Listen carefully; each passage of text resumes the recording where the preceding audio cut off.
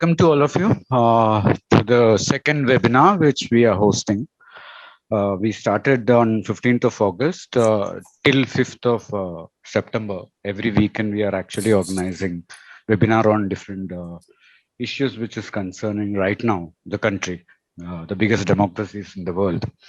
So today, all of you doesn't need any kind of introduction about the Pegasus scandal, as well as actually the speakers who are going to speak today. We have Prabir Purkayastha.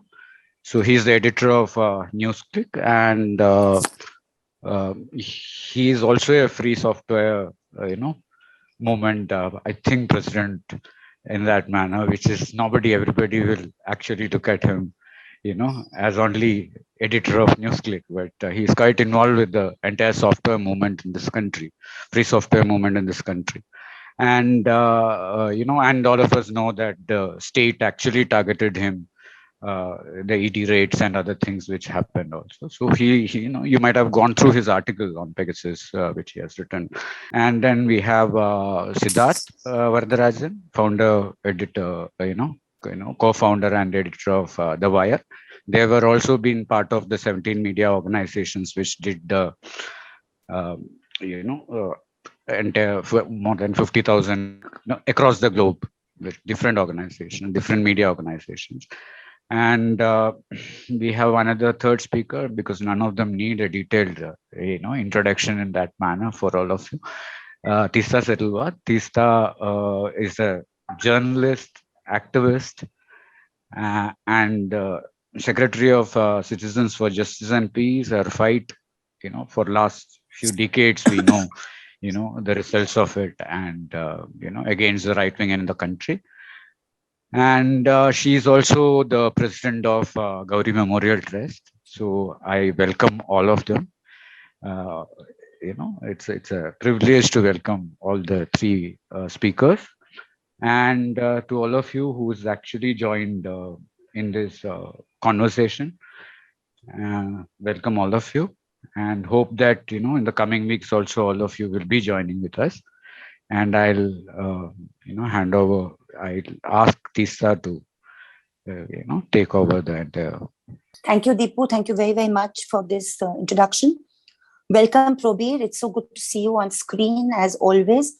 And for all the participants who've joined us both on the Zoom meeting and who are also watching this on Facebook, today's subject is democracy and attack, populism, surveillance, and the media.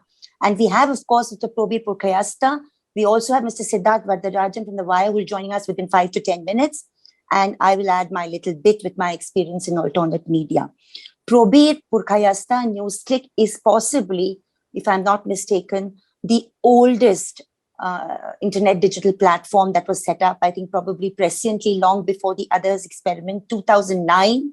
And what is quite unique, I find, about NewsClick is that it looks not just at the fact that, Prabir, of course, apart from his forays into journalism after 2009, before that engineer, technocrat, also technology expert, has looked at some of the structural issues, I think, which affect the hidden and silences within journalism, given the ownership, capital ownership of journalism, given the fact that the ownership patterns in the media determine what you and I see or hear or read in print.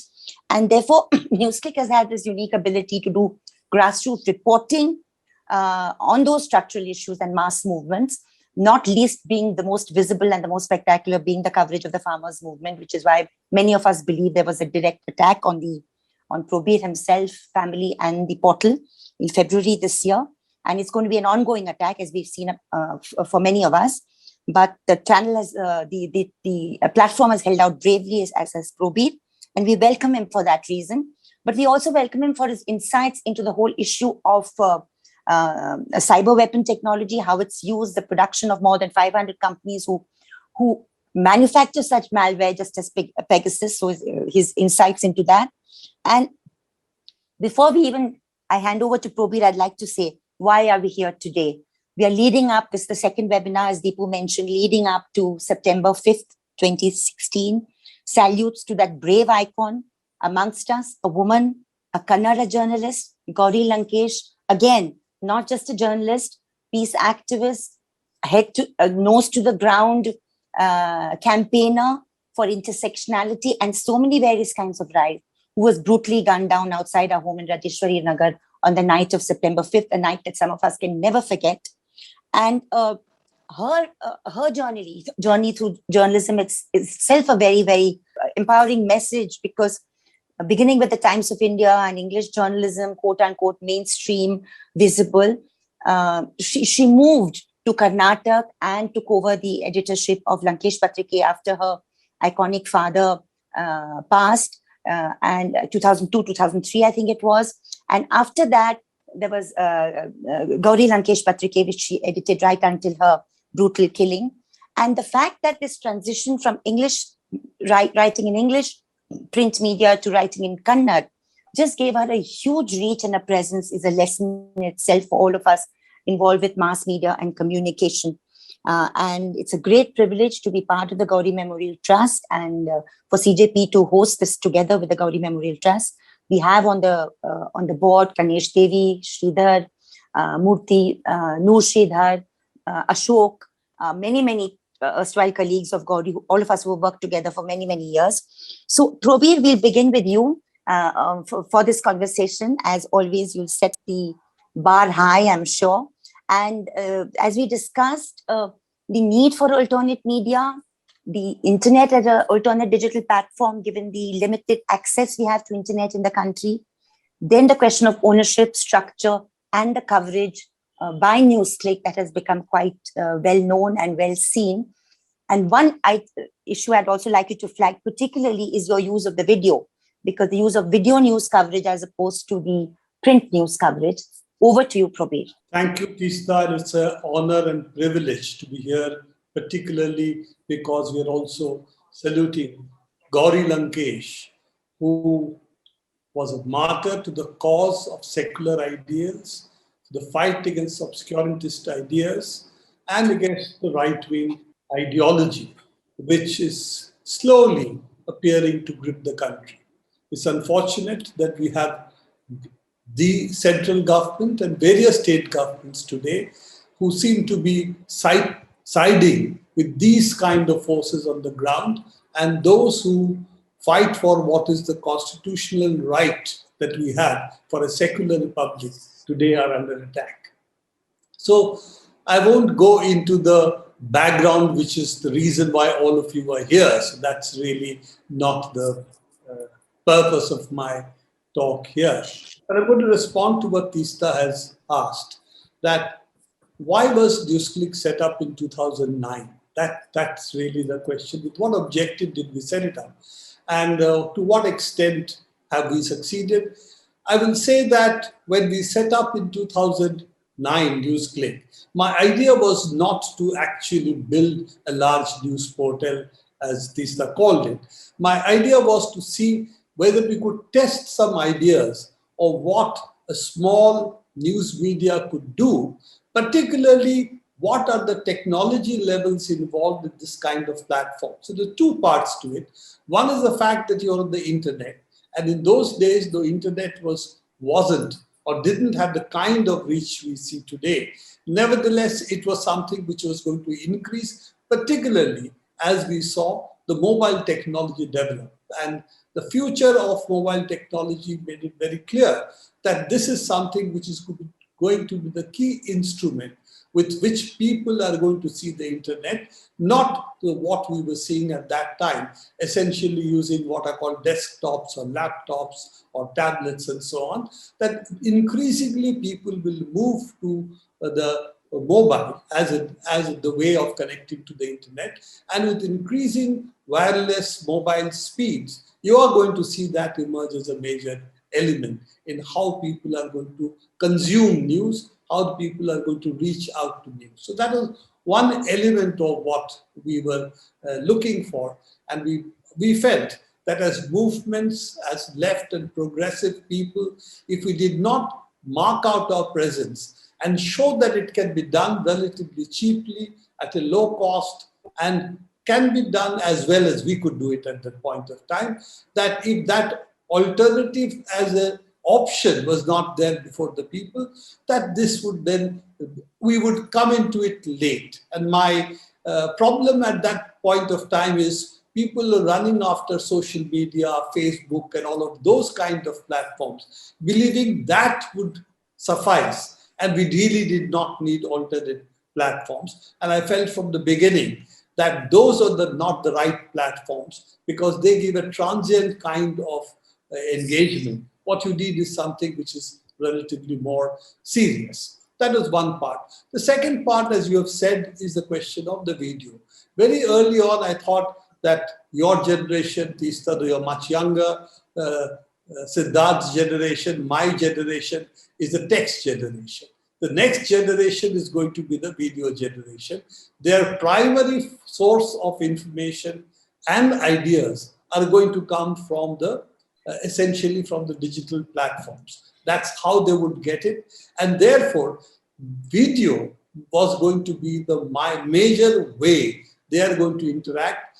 And there is a reason for it. You see, when we were kids, we studied text. We did not study pictures. Of course, we had, the cartoons that were there. They were what is to be called comics. But that was not a strong part of our visual memory. But this generation is a television generation. They start, before reading and writing, they're visually literate. Therefore, it's not surprising that their primary acquisition of information is through the visual mode.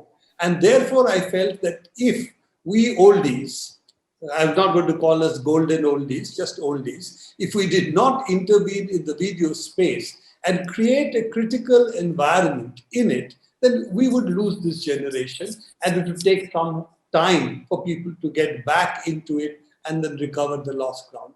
The third is, of course, what Teesta has said, that mainstream media, and I'm going to, of course, misuse the word mainstream, because I feel that Wire, NewsClick, all of us are more mainstream than what would be called the big capitalist media that we have, which are basically much more advertisement driven than anything else. They are catering to advertisers, they're not catering to people. News is only an instrument for them to get the eyeballs, just as Facebook gets eyeballs. It is not a question of mainstream versus alternate media. It's a media which looks at news, what should be given to the people, and not what should be done for the advertisers as a primary focus. And in that, NewsClick decided that there are a lot of people who are journalistically better equipped to look at what news is in terms of different aspects that we meet every day. Our strength would be to look at movement news. What are the movements doing, and give their voice, what they are saying in terms of the media space, because that is a space which they don't get. If you today talk of a strike, then you talk of a march of workers, the mainstream, the so-called mainstream media will call it that there was a traffic jam in the city because these workers came in and blocked traffic. It created huge problems. So it's a class viewpoint. It's a view from the middle class, the car owner who faces a problem because of the traffic jam, because there is a strike or there is a procession, a march. So any democratic aspirations that people may have in terms of expressions, protests, are looked upon as disturbances. So we wanted to break that and show that if people march, they have a reason. And that's what we should cover. So I let it now, I'll finish off at this point and hand it back to you. We're going to have a discussion. Siddharth, it's great to have you here. It's also a very difficult thing to introduce you. Colleagues, as all of us have been for so many years, but some formalities are very, very needed, particularly at times like this. A journalist for several decades.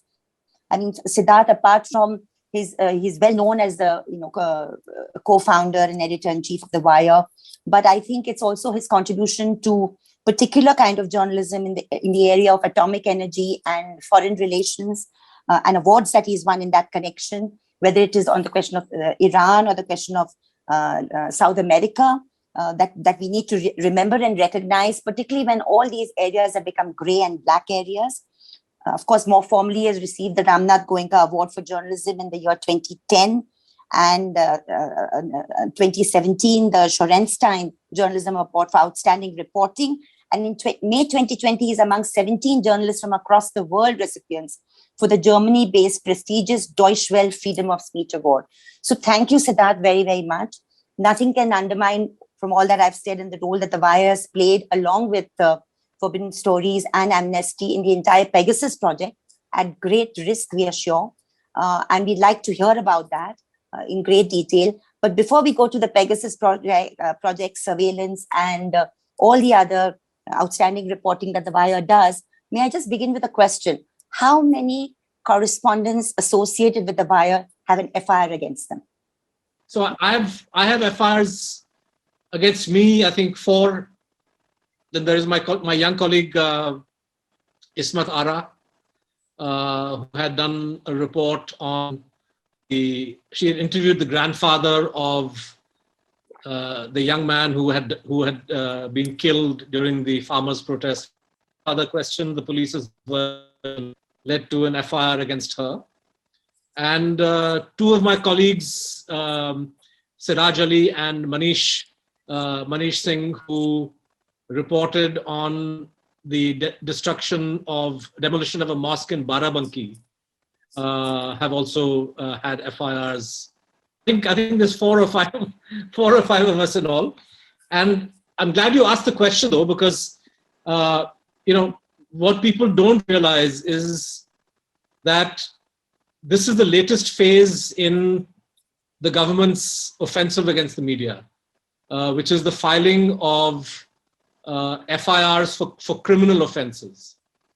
Until now, the kind of hazard that we had to deal with were, defamation cases and civil, of which the Wire, as do many other portals, and anybody doing decent work is bound to run into defamation cases of one kind or the other. But clearly, there has been an upping of the ante over the last 1.5 or 2 years, not just against us at the Wire.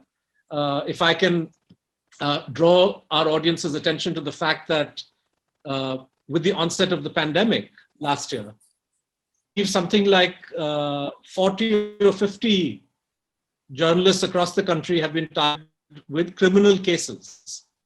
And this includes a young reporter in Port Blair who had committed the crime, so-called, of simply asking a question to the Andaman police.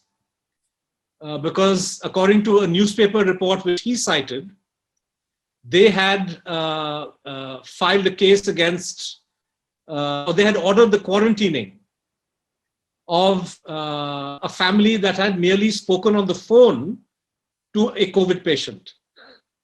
And he said, by what logic are you quarantining somebody who merely spoke on the phone to a COVID person? And for this act of impudence or insubordination, asking a question and in a way exposing the police's unscientific approach, he was charged with the crime under the Epidemic Diseases Act. We've seen colleagues in Coimbatore who reported on corruption and problems with the distribution of rations being proceeded against in criminal cases. We've seen in Punjab, in Himachal Pradesh and UP, in Maharashtra and Gujarat, an editor who had merely written an analysis about the possibility of Vijay Rupani losing his post as chief minister, had a sedition case filed against him. Right, so this is a very definite escalation, and of course, colleagues in Jammu Kashmir who have been, had FIRs under the UAPA, threatened with the Public Security Act, Public Safety Act. We've seen examples of journalists in Kashmir who, every time they write a story that's critical of the government, they get a summons to appear at a local thana to give an explanation for their. So there's a lot of use of the criminal system now to intimidate, which is represents a dramatic escalation. We've seen the case of Kishore Chand Wangkhem in Manipur, where for a simple Facebook post about, where he said, you will not be cured of COVID if you rely on cow urine and cow dung. and he has ended up spending weeks under the NSA, right? So this Siddiq use Kappan. of Siddiq Kappan criminal is still law in jail. against exactly Siddiq Kappan under UPA, so this is my mind a new form of offensive, which goes beyond what we have seen in the last 20 years and what we've seen in the last, in the first 5 or 6 years of the Modi government. So there is an escalation, and this is apart from the kind of economic or investigative pressure that somebody like Prabir and NewsClick has been subjected to. Yeah. So at every level, they seem to be using legal, extra legal means to clamp down on reporters, editors, publications that they believe are somehow critical to their enterprise and their agenda. And I think this is so we are also victims of the wire, but honestly, we are, what I want to say is that there is a trend which is very, very dangerous and which requires the media fraternity as a whole to raise their voice against. Apart from the media fraternity, it also means that a wider alliance is also needed, because under such circumstances, media person is also a human rights defender, because they're talking about the fundamental rights under the Constitution. And they're talking about the right to know. They're talking about the right to access to information, which is being denied. I mean, exactly what you mentioned about the COVID related, incarceration or criminalization of the media. I mean, related to COVID deaths as well, when people are trying to investigate the real figures, you're finding increasingly oppressive regimes, particularly Uttar Pradesh and Gujarat, cracking down on media outlets, trying to figure out through obituaries, through the civil registration system, through data collection, what the administration and government is trying to hide. So is there a need for a kind of wider alliance on how the media deals with it? No, you're quite right, because so there is an attack on media freedom, but media freedom is not an end in itself. Of course, it is for all of us. We cherish and value our freedom, right? But in a democratic society like India, a free press is one of the vital elements of democracy. So you have to have a citizenry that is well informed about what's happening. You have to have a citizenry that is able to have the government's claims, whether decisions it's taken or actions it's taken or policies that it's crafting. The citizen has to have the ability to be able to analyze and question everything that the government does. And if the role in that process is going to be silenced, then and I would add, actually, it's not just the media, right? Every sector of civil society, you look at them as a section of their own, or say the university system, because traditionally universities in India have played a very important, they've been a very important site for questioning, for resistance, if you will. And there is a concerted attempt to alter the university spaces in this to make sure that they do not lead to, or do not produce students who raise questions and who are willing to fight for what they believe is right.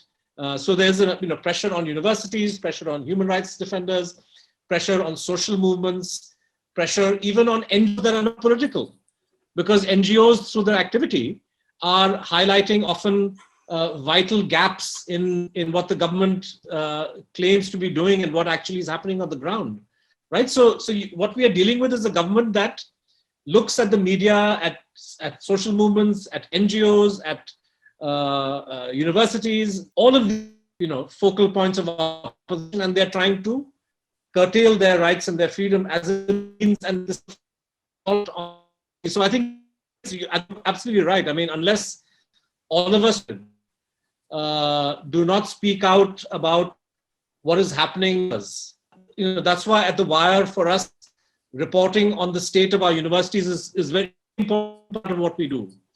So we like to monitor all attacks on academic freedom, for example, are highlighted in some way or the other. It could be the case of a professor whose classes who is facing questioning because of the kind of classes that she takes, or it may be the targeting of students who wanted to have a seminar on a certain topic. It's important for us to report on these things and not allow the normal case.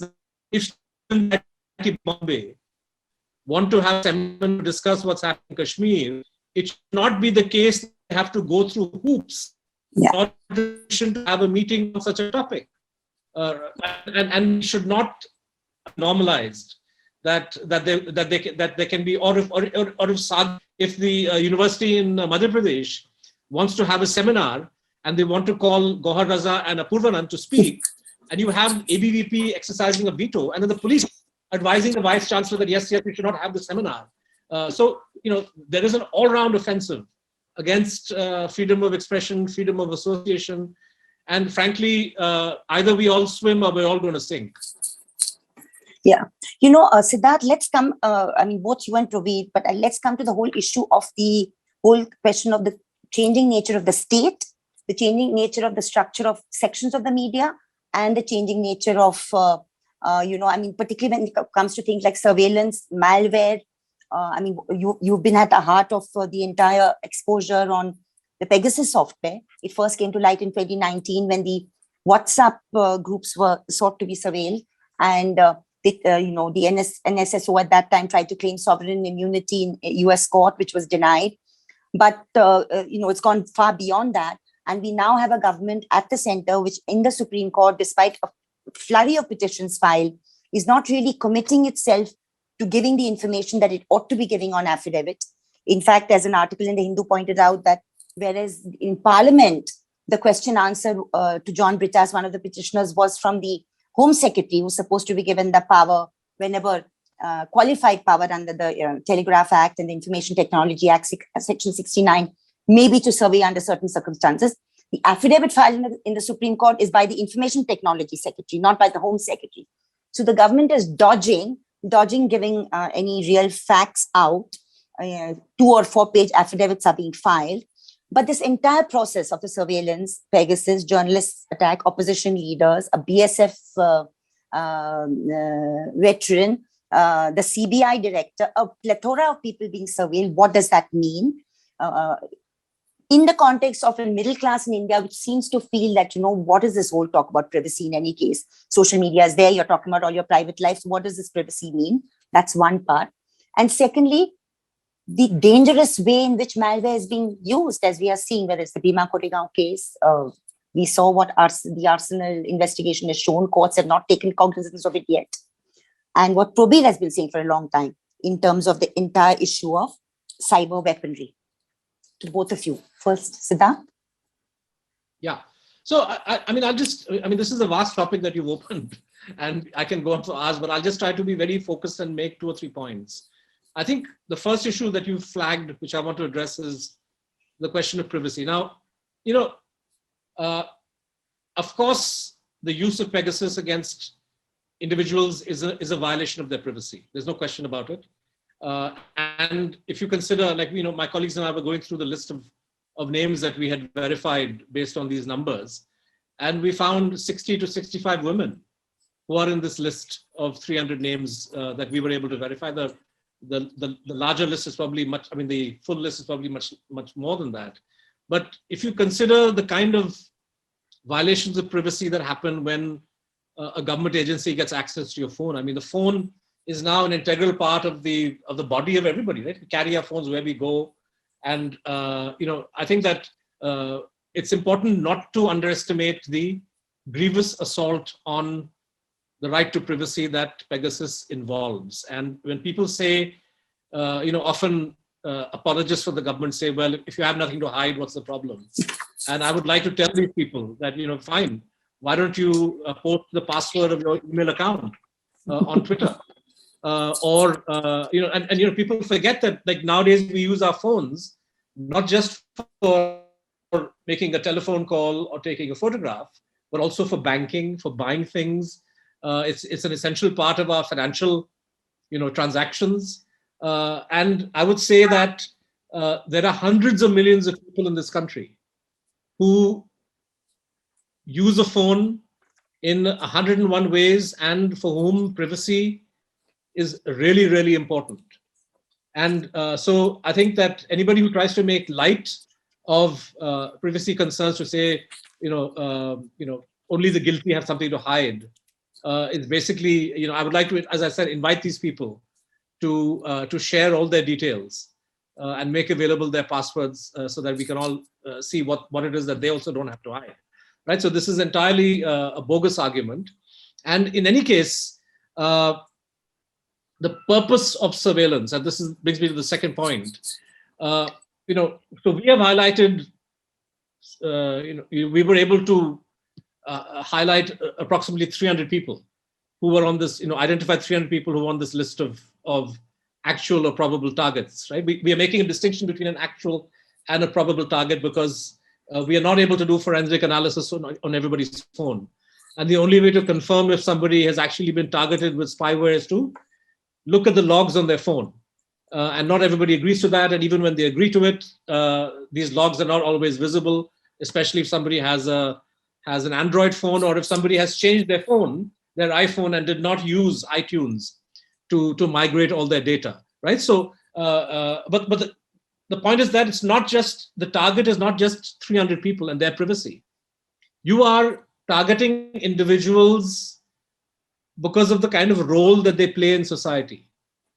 When you target somebody like Prashant Kishore in the middle of an election campaign, where he is advising Mamata Banerjee and the Trinamool Congress, when Mr. Narendra Modi authorizes, and I'm saying this with some degree of responsibility, when Mr. Modi or one of his close aides authorizes the tapping of the illegal interception of Prashant Kishore's phone during the course of the West Bengal election, to my mind, this is an assault on the integrity of the electoral process. This is an assault not just on Mr. Kishore's privacy, this is an assault on the entire electorate of West Bengal. Let's be very clear about this, because you have a government and a ruling party using public funds, which is what was used to pay for Pegasus, using public funds to buy spyware and install it onto the phone of an opponent so that you can gain undue advantage in an election. So this is an attempt to use the taxpayers' money, the electorate's money, to subvert the electorate's right to decide who it is they want to vote for. So this is not just a question of one man's privacy and what does Prashant Kishore have to hide. Yeah. This has to do with a corrupt election practice. No, I just thought, Prabir, if you can also come and kind of explain to people what we've been talking about for some time, that it's of course a surveillance issue, it's of course a privacy issue, but it's also a very critical issue of a whole cyber weapon attack, which is being manufactured by maybe some 500 companies worldwide. And if you can explain that to people, because I think people need to know the implications of this in its entirety. Yeah, the simple difference is, one, we are talking about something which is interception. And if I'm talking to somebody being able to intercept that information and then get it, that is, I would call, still illegal if it is not done by the procedures which is laid down, which is what seems to be in this case, because otherwise they would have come out and said it. And certainly monitoring Rahul Gandhi or Prashant Kishore's phone, or Bangalore, bringing down the government through defections, all that's difficult to justify as a legitimate interception. But in this particular case, it's not just that what happens. When you have a software like what Pegasus is, then what it is doing is it's actually changing the nature of your phone itself. It is not just transmitting information that is being tapped into, which is what you do when you connect to an exchange. Your communication is tapped at the exchange level. That's a communication between two people, and that is being tapped in the middle, so to say. Here, you have not tapped into the phone. You have gone into the phone. You have changed the basic software of the phone. So you have access to the camera as well as a microphone. So instead of being a communication device, it has now become a spy in your pocket, which is going to be going with you to see what is being said. That can be recorded on the phone and transmitted back to the Pegasus server. If the camera is able to take pictures, it will see whom you are meeting, also send pictures out.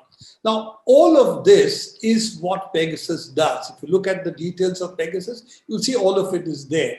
So it is, in fact, a hacking software which is being used, and whether under law a government agency has a right to hack my phone, even under the current Home Secretary's authorization, is an open question. So, and I think it's illegal. That is not what it allows. It is not decrypting information on my phone, which the government is doing, which it can legitimately argue it can do under certain legal processes. But changing the nature of the phone itself is certainly not what any of our laws currently, I think, allow. Why is it called cyber weapon? Because this is how it is classified even by Israel. That's why you did an export license in order to export the software. So they say, yes, these are a class of weapons. These are a class of software which can be classified as actually cyber weapons, and therefore there are export protocols which are used in order to sanction them. And obviously the fact that 60 to 65 countries seem to have received this Pegasus software indicates that's a part of also Israel's foreign policy, so to say, what relationships they will build with which companies. And lastly, let's not forget, it's a backdoor. Though they say they don't have access to the information, that's not true, because the Pegasus servers are maintained by Israel. So they have a backdoor into all the information, including what Rahul Gandhi might have been saying. And that is available also to Israel for their policy analysis. So I think this is a very dangerous piece of software, and it is not something which is just being given to government of India for interception or decryption of data. It is something far more than that. That's why I think these elements also need to come in. But of course, what we face is an invasion of our privacy and an attack on our democracy. That's the fundamental issue, of course, that we have to look at. Yeah, Siddharth, I mean, what is it meant for the wire to be spearheading this? We would like to understand. I mean, we are all avid readers of the wire and of course of NewsClick, but how easy or difficult was it to be able to do this? And have you faced any obvious sense of reprisal is something we would like to know. And connected to this is the question that, I mean, as Snowden has said in response to sarcastic remarks that it's only 10 journalists or 10 this thing. He said, 10 out of 20 is a 50%, I think it's a very high success rate, which means that if actually more were available for examination, more phones, you probably would have a higher success rate. So where do you see this going in terms of, I mean, how is Wire kind of facing up to it, and where do you see it going? Just to remind people about the kind of numbers that we're talking. Yeah. We started out with around 1,300 plus 91 numbers, so Indian numbers, and were able to verify the owners of around 300 plus numbers. In other words, we were able to get around 300 names of people who we were confident had been targeted with Pegasus or had been put down as people to be targeted with Pegasus. Now, this list of 300 names included ministers, it included people in the government, etc.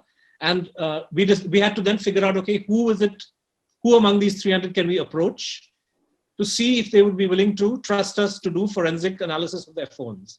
So we came down to a list of around 60 or 65 people, of whom who we approached with the request to be able to analyze their phones. And of course, some people didn't have the same instruments anymore. Other people were not comfortable having their phones tested. For example, all of Rahul Gandhi's 5 personal friends said that, look, we don't want to get involved. We don't want our names. We don't want our phones tested, etc., etc. So finally, we were able to conduct forensic analysis. At the time that we published when we began publishing, we had done on, I think, 22 or 23. But as of now, the number stands at around 25. And I can say that of the 25 phones that we've tested, as of today, the total number that are either infected or which show attempts at infection is, I believe, 14. So 14 out of 25 is a pretty high percentage, right? In terms of, and the phones that we tested and which were which came out inconclusive, 2 or 3 of those phones were because they were not the actual iPhones. So in other words, the actual instrument had changed, and the others were Androids, which, as I said, are difficult to analyze because they don't save logs in quite the same way that an iPhone does. So this has been, it's been a difficult task for us as people. The Wire is a small media organization. Our news, total staff strength of the Wire is around 40 people across all of our languages, including our video.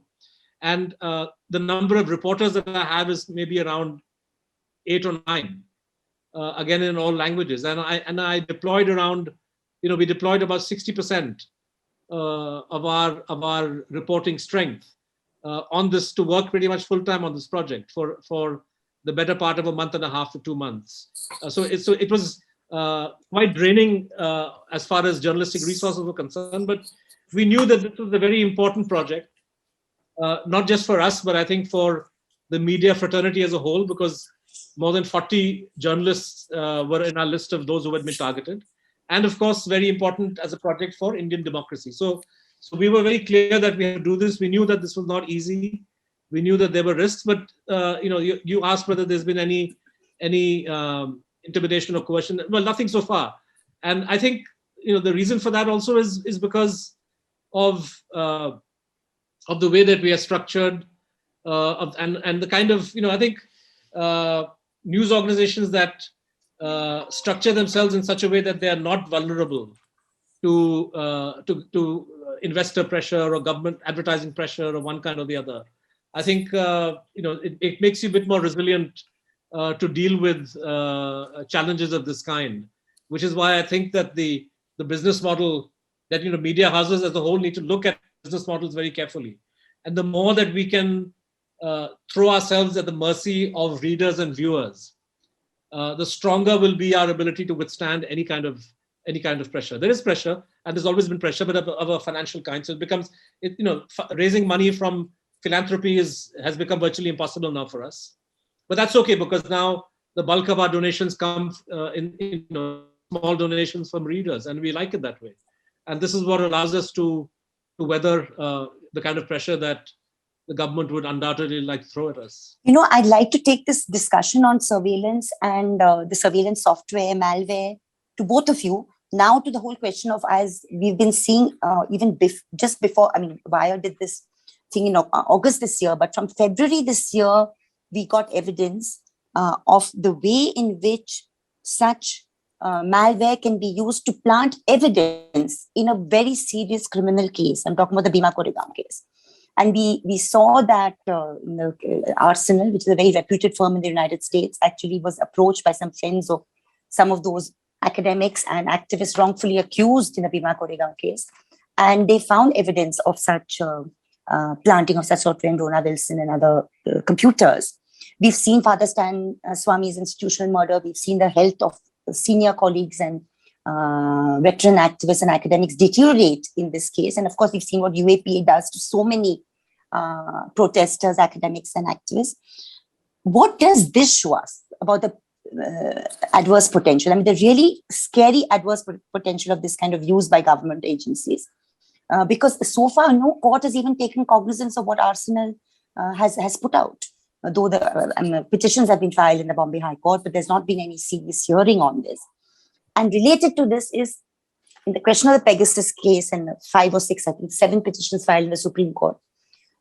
One thing it tells us is that judicial oversight on such norms of surveillance, on good or bad, is necessary, is advised, and we have a complete absence of that in our country. And how are the hearings in the Supreme Court going, to the extent that we can comment on them? Well, that's a difficult question, because it relates to also the literacy, digital literacy of your judiciary and of the people concerned. So it's not an easy one for them to understand what the hell are we saying. The issue really is that if Pegasus can hack into your phone the way it is now known it can do, then there is a whole bunch of other things also it can do. Now, that is not the purpose of Pegasus software, but there are other software, again with NSO and other Israeli organization and others as well, which can hack your phone, which can hack your computer. Once you're connected to the internet, they can hack into this. What was really dangerous about Pegasus is earlier, if you wanted, if you were going to get hacked, you had to do something, which means you have to click a link which came on your email, which says, click here to see what the state bank is offering you, which didn't come from the state bank, etc., etc. But you have to click a link. And if 100 such links come, you tend to click one or the other. And yes, then the malware can download on your system and then access your system to do what it wants. It can plant things. It can also exfiltrate things. It can even be ransomware which takes over the system and say, pay me in bitcoins, otherwise your computer is not with you. So all of this is something which obviously the Israeli spyware that we are talking about, like Pegasus and other software, can do. And it has the ability to do using what is called zero-click infection. That means you don't have to do anything. If there are a whole bunch of applications on your system which require external data or updating, and what happens is it uses security holes in that software to be able, just by giving you a message or giving you an email or giving you a WhatsApp message, which is the original one that was being done, or a missed call, it can actually infect your phone, smartphone, and through that it can infect all your devices. So once it is infected, effectively you've lost control of the phone or the computer, and therefore they can do what they want with it. So that is why the whole concept of interception is different from the question of this kind of infection of your system, by which an external agency takes control of your system. And that's far more dangerous. And the problem is the ignorance, because most people do not understand what we are saying. And it will take this digital literacy some time before people catch up, including the judiciary, including the other people. So I think it's really Siddharth, The Wire, and others have done a phenomenal job by making it, bringing it home to us. What are these kinds of software?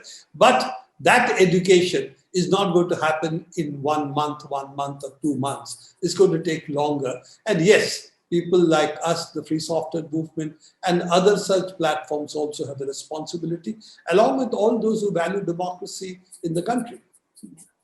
Siddharth, just touch upon Arsenal, I mean the whole Arsenal investigation, please, in the Bhima Koregaon case, because that also gives us a frightening insight as to the manner in which it can be used to target a certain kind of person who's inconvenient to you politically. I mean, we've seen since 2018, the incarceration of these senior activists and academics, and we have now fairly reliable evidence to show that this was malware which was put into computers. It had nothing to do with what was on their computers originally.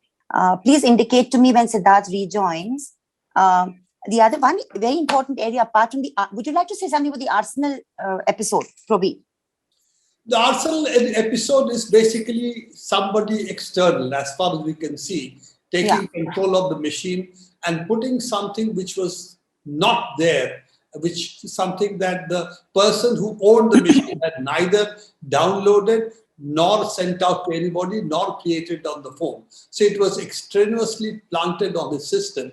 And then it was claimed that it was sent out to other people using his system. So all of this is, again, essentially seizing control of somebody's system using a piece of Pegasus-like software, not Pegasus, Pegasus-like software. And once you have seized control of it, then of course you have the ability to do all of these things. And unfortunately for them, there are traces, digital traces they left, through which the forensic analysis showed that it was something which was not created on this machine, which was actually not created by the owner of the machine. Neither was it downloaded by the owner of the machine. So that evidence is what Arsenal has shown through their forensic analysis. Now, of course, as you know, all this analysis can be challenged by saying, oh, this is not right, this is not what our agency says. And it's very difficult now for a non-technical body like the courts then to go into it. Who do they refer it to as an independent body is the question that will, I guess, come up. But I think people of India are quite convinced of what has happened. And even if they were not earlier, with Pegasus and the clear fact that the government is now lying virtually, not accepting, not denying, is also clear that therefore their credibility on these questions have now come down significantly before the eyes of the people, and I presume before the eyes of the court. That's something we'll have to see. Apart from the Arsenal issue, Prabir, while Siddharth connects, I thought the next issue we should be discussing, because both NewsClick and The Wire have been a pretty exceptional examples in covering Kashmir. And covering, Kashmir is like, is a project in itself, is a challenge in itself, and is also a reassertion of democracy at a very fundamental level, given the fact that the powers that be, agencies, law enforcement, all of us, all of these bodies would like a certain picture to be portrayed about Kashmir. So the coverage of Kashmir by NewsClick, and of course The Wire when we come to Siddharth, and the fact of these internet shutdowns, because I think India is the country which has probably world over, if you look at figures, probably the highest number of internet shutdowns that anywhere in the world. And what does that say about Indian democracy and the faith of the government in its own people, given the fact that the preamble says that the sovereignty of this democracy lies in the people themselves? Well, two really questions. What is the impact on the people when you have internet shutdowns today? And particularly as a number of access to government is through the internet. In fact, the government claims that n number of facilities should be accessed using the cell phone or the internet, and this has been made so easy for them, and so on. Even your verification of your ID goes to the internet, if you will. So the fact that you're shutting down everything except 2G, which makes almost all of this very, very difficult. And particularly if you want to apply for jobs, apply for scholarships, apply for admissions, all of this is now tied to the internet. Therefore, internet shutdown is not just denial of people the right to information, right to communication, finding out what's happening in different parts of the world, including Kashmir, but also about accessing your rights as a citizen. And I think that part of it is something which the courts are not taking into account when they're talking about internet shutdowns, and the fact the government had shut down everything but 2G for a long time. As you know, 2G doesn't provide you any of those kind of communication speeds which make any of these things possible. So that is, I think, internet is no longer just a question of a luxury. It's a question of a necessity. And the fact that this can be shut down for prolonged periods is a denial of that necessity to your citizens. The second part question is of what do news organizations do? And I think that's a very, very critical issue, because no news for the government, when the news is not good, is actually good for the government. Therefore, to just say what is the reality in Kashmir without editorializing about it, but just the camera showing what's happening. If they say everything is normal, a picture which shows shops are shut down tells a story. So the fact that NewsClick did this exercise, we had said, ask the police, ask the military if there is anything that happens, ask the people of the area, report it, give all views. But what is important is to say this happened, that these are the things that are happening, and cover that, because that is what rest of India needs to know. Kashmiris know that. They don't need to be told this. But rest of India thinks Kashmir has become normal, life is quite okay, there is no problem over there, everything is basically the misinformation spread by anti-nationals. So show what is really happening. So that was our brief for our journalists and others. And the fact that you were saying that it was something that made a difference, hopefully, to at least getting the news out. Of course, there are a whole bunch of Kashmir journalists, also other media journalists who also did that work. So we're not going to be the only one who did it. But this, yes, we did it consistently to show that things are not normal in Kashmir. And unless we address these problems of the people, we are not going to get normalcy in Kashmir. we need to go to the next issue, Prabir, which is something which is a bit of a pet issue for us. And as you know, that while, NewsClick was founded in 2009, Wire more recently, in one sense, whether it's a question of a different media or an alternate media, we've been in that business in one sense since 1993, communalism combat first, and Sabrangindia since 2015. And one of the issues that we've been closely looking at through our is hate as propaganda tool, hate as media project, and now hate as state project. And as we see India being transformed into a kind of majoritarian state, or as is being described by some well-reputed organizations as an electoral autocracy, I just wanted to flag this issue with both of you, Prabir, which is under such a circumstance where you've seen obviously tilt towards majoritarianism, and what is the coverage of organizations like, say, the RSS, BJP, VHP, and the Sanatan Sanstha, which, as you know, has been held, at least charge-sheeted for the assassinations of 4 of our outstanding political activists and writers and thinkers, including Gauri Lankesh. These are outfits that defy the Indian constitutional framework, but are also the highest recipients of foreign funds under the FCRA.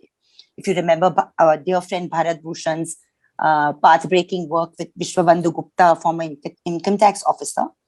And now you see, as we see, I mean, particularly Sabrangindia and Citizens for Justice and Peace has been tracking and complaining, the speeches at Jantar Mantar, the retrograde Suli deals, the kind of demonization and intimidation of Muslim women on Twitter. How does one consistently make a difference within a democratic framework between hate speech and free speech, which is what we keep trying to do, try to make it theoretically and in a practical way, that when hate speech, which is actually transgresses my right to free speech, when I actually transgress on the dignity and the right to life of another section of the people, my own people, then obviously it transgresses 19.2, which is the reasonable restriction provision on free speech. And we found in our experience, CJP's experience, that we've tried to complain on videos that we've ourselves seen, or on stories done by The Wire or Article 14, any of these portals, we find that the social media platforms, whether it's Facebook or Twitter, are extremely ambivalent, if not outright criminal in response. They pull off, they don't get proper responses, they use technical arguments. We've done about 20-25 page reports on how Facebook does not properly respond to complaints, how Twitter is very selective in its response to this kind of hate tweets. So how does one navigate this when we are all committed in one sense to free speech, but there's an integral difference between free speech and hate speech? Well, that's really a complex issue because it impinges not on what is the issue with difference between free speech and hate speech.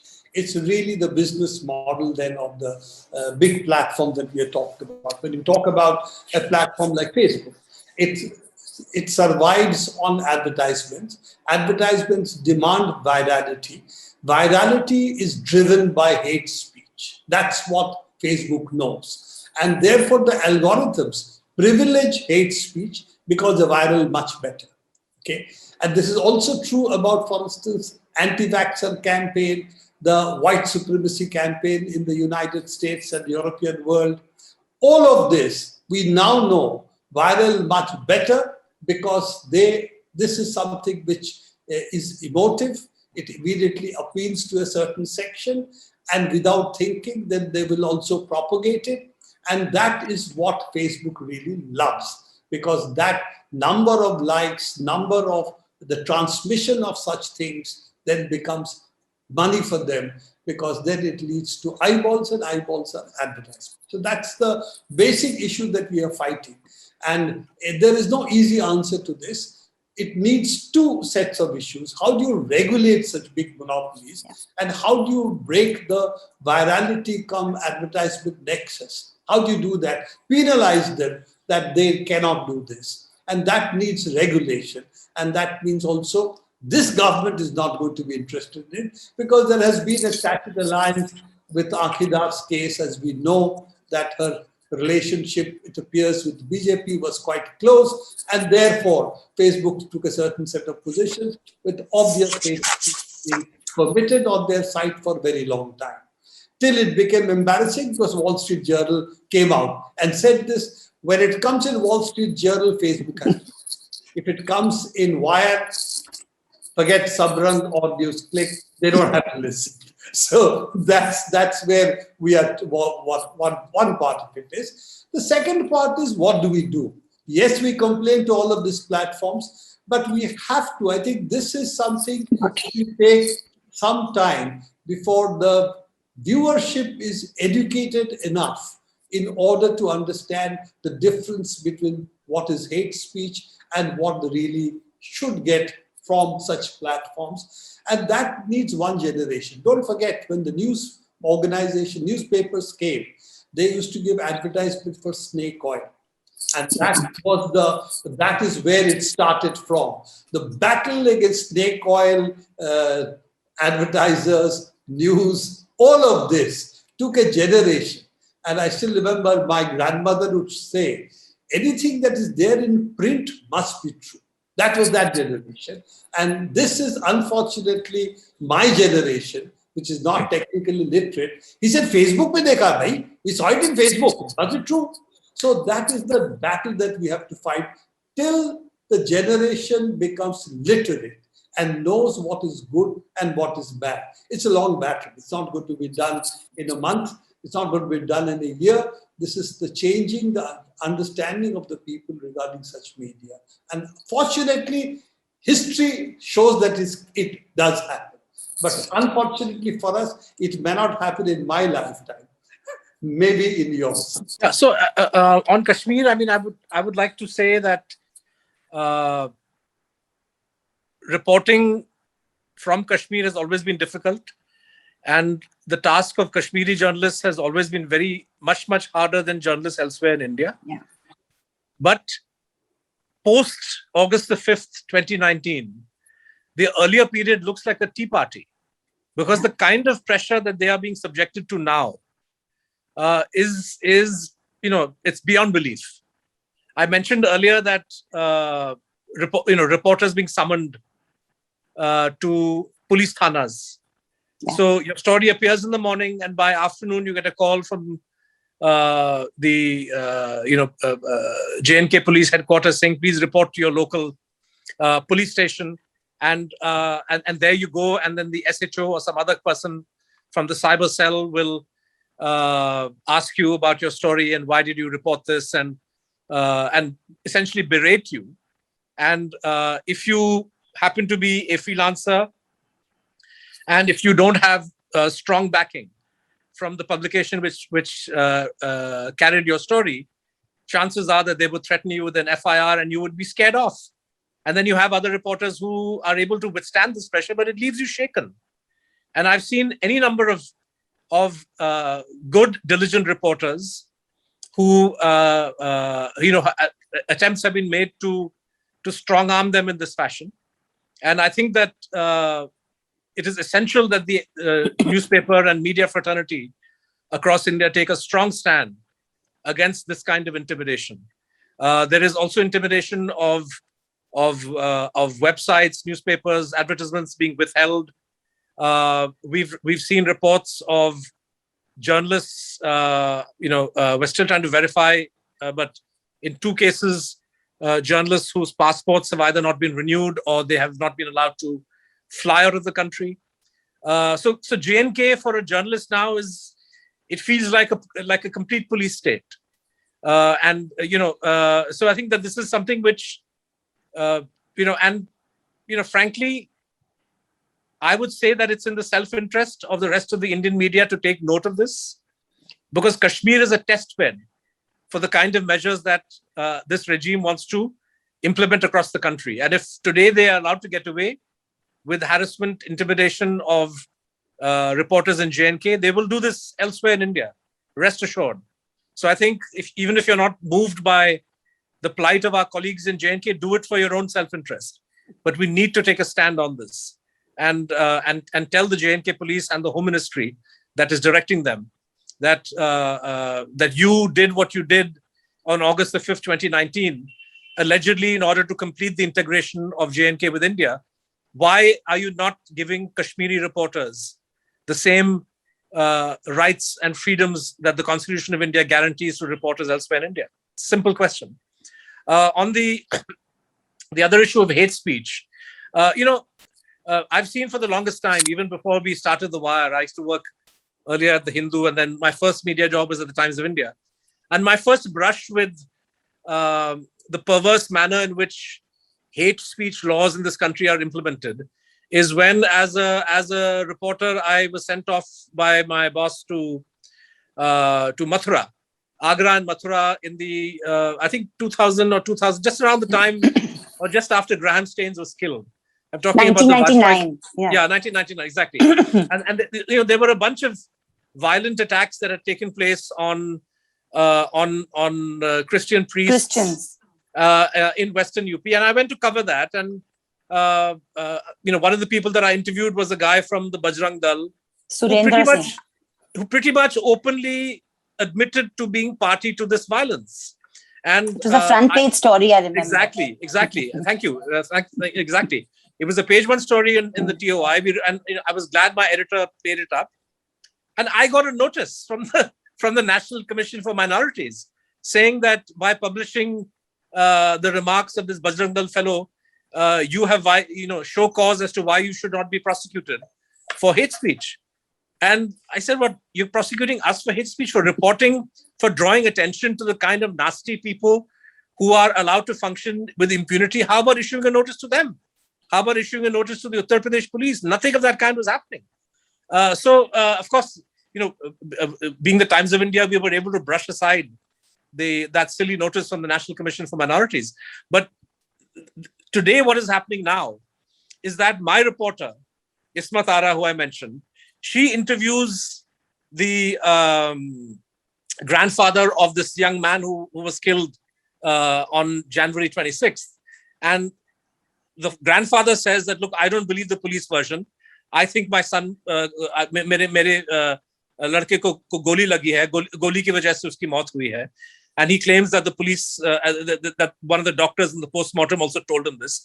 And we show his video and we report what the grandfather says. And we get charged under section 153, which is the hate speech crime in India. Or when we reported and when we showed the video of that elderly gentleman in Ghaziabad whose beard was being cut off, right? And and he is narrating in his own words. He's saying, "Ki bhai, mere saath ye hua." So the victim of a crime is narrating what happened to him. 153 is meant to protect people like that, but the media then gets targeted for reporting what the victim of a crime has said. So it's very clear that hate speech laws, the way they are being implemented, is to target victims of hate speech, victims of communal crime, and all those who try to focus attention on that. I was just going to tell our listeners today, Prabir, that this is a story we had done in Communalism Combat when there was a spate of attack that he was referring to. And we had quoted from the piece that Siddharth had done, said all Christians should be thrown out of India, etc., etc., etc. And, it was reporting from a public meeting taking place in Uttar Pradesh on the back of all these attacks on Christians that took place in, incidentally, UP, Madhya Pradesh and Gujarat after the killing of Graham Staines. So, and just to add a bit of spice to the story, when we were doing through our Khoj project in Maharashtra, a lot of alternate history curriculum writing. We had constructed this curriculum among Shivaji, about Shivaji, the ruler who's much loved in Maharashtra. And we had talked about his caste background and spoken about what Govind Pansare also, Prabir has also gone. Govind Pansare also wrote about in Shivaji Kaun Hote. And that is when I got a case against me. I was just mentioning, Siddharth, that you were talking about a case against you for that front page story.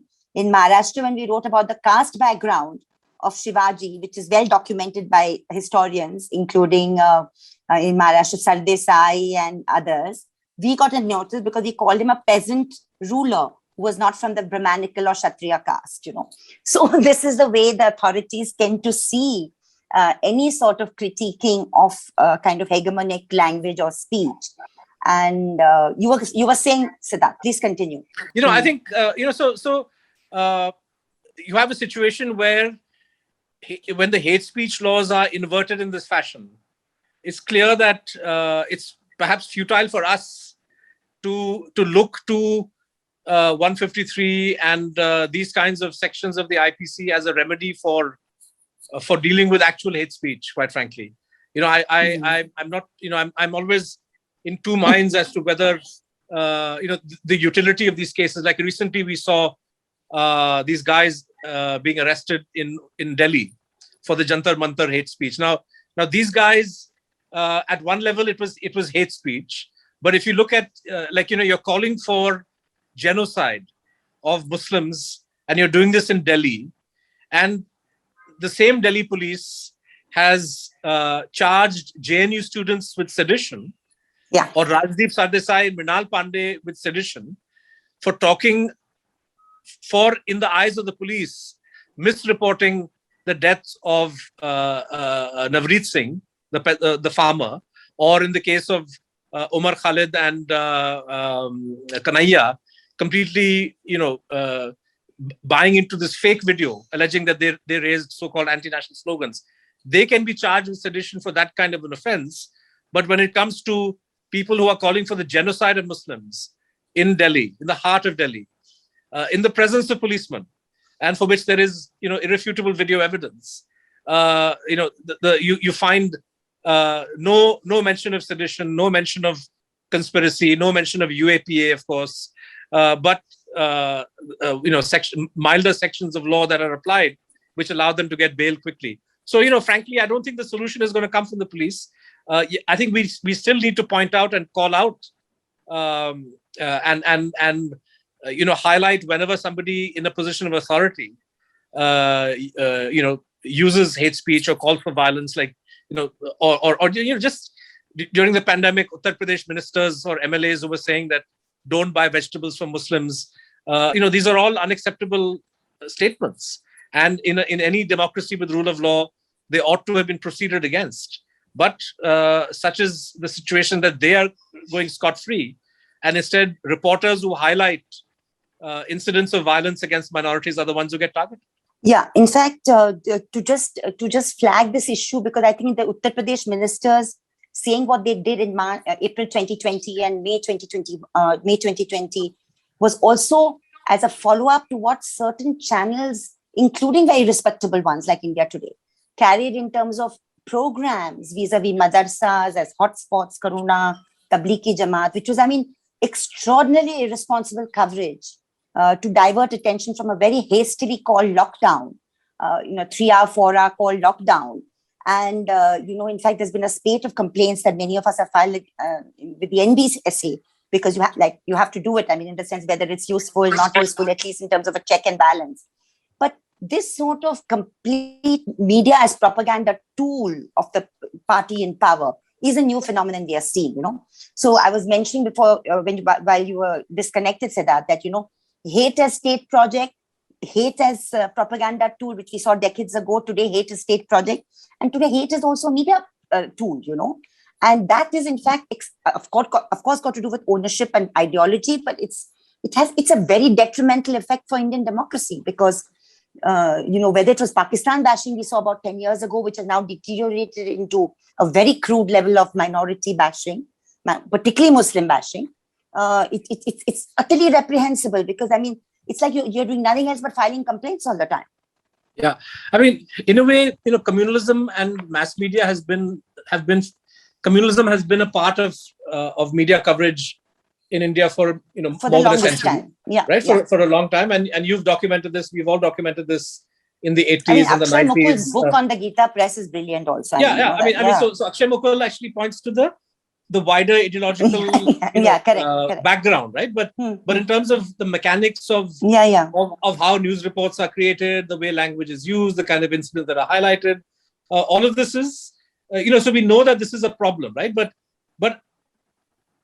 what is different and new and more dangerous today is that technology. It's one thing when fake news or communal hate is propagated through pamphlets or cyclo-styled, leaflets or even newspapers, and another when you have television stations at your disposal, and of course IT cell and WhatsApp and all of these things, right? So the depth and the velocity and intensity of bombardment is so much greater today than it was and I shudder to think, if we had the kind of channels that we have today, if we had them in 1984, when you had genocide of the Sikhs, or in 2002 during the Gujarat killings, I shudder to think about the scale of violence that we would have seen if the kind of filthy channels that are operating today were around back in those days. So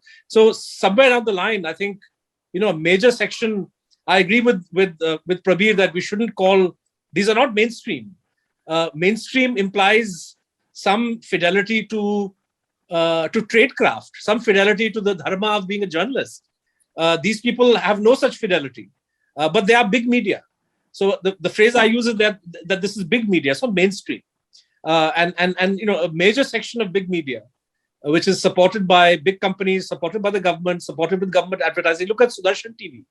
So Sudarshan TV essentially has Uttar Pradesh state government advertisements, other kinds of ads, and they are bankrolling this kind of hate, and the other channels are no better. I think we can probably do a wind down on this discussion before we take questions, dealing with one important issue which has also been thrown up apart from the Kashmir media policy, is this IT rules, which affect everybody, which the 2021 information technology intermediary guidelines and digital media ethics code rules, which were brought down. Fortunately, they were read down by the Bombay High Court a few days ago, I think on August 14th in the petition filed by Leaflet and Nikhil Wagle, etc., where Rule 9 of the 2021 has been read down and stayed completely for the moment. But the implications of these rules, because I think the Wire has also challenged them, as Quint and many other news organizations in Delhi. Fortunately, Bombay High Court has stepped in here.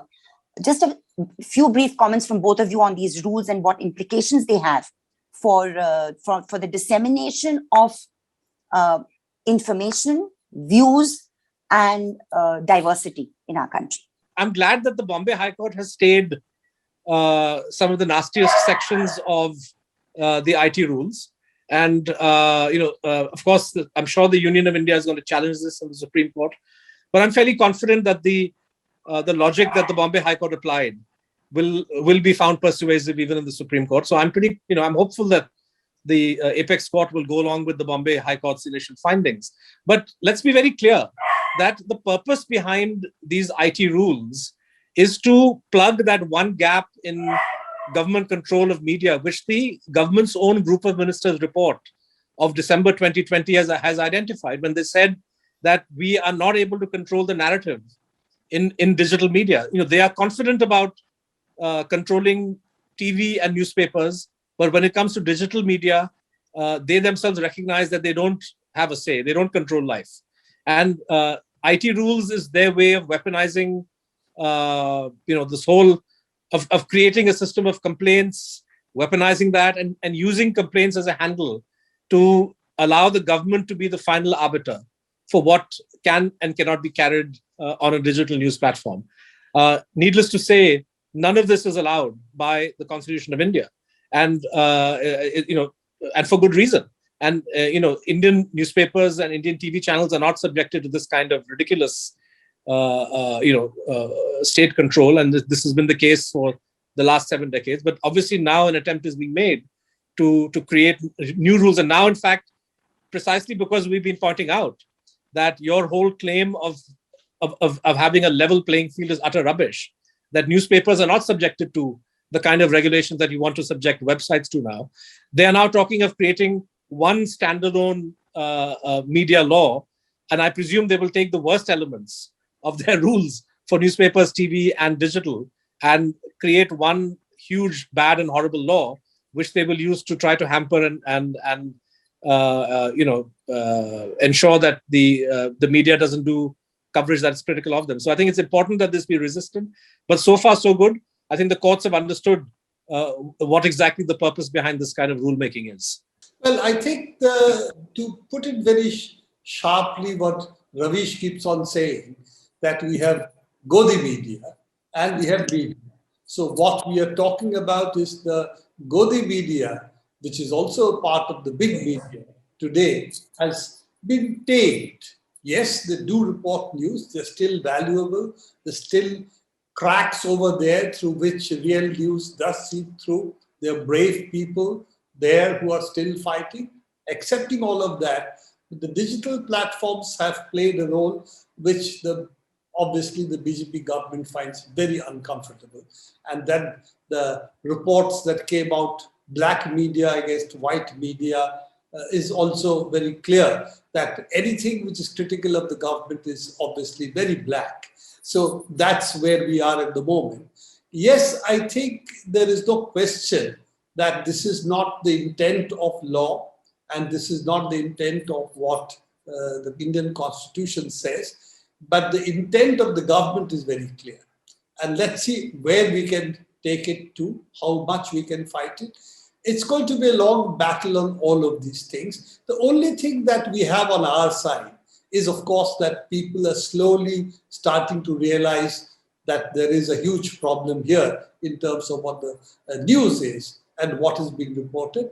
And therefore, the popularity of turning to other platforms as well. But more than that, I think it's the incompetence of the government at the end of it, which we have to rely on. That intelligence and competence, fortunately, the right wing doesn't seem to have. That yes, they have people who are good bureaucrats who can carry out orders, but to think is something which seems to be very difficult for them. And I guess if you have an ability to think, why would you be there?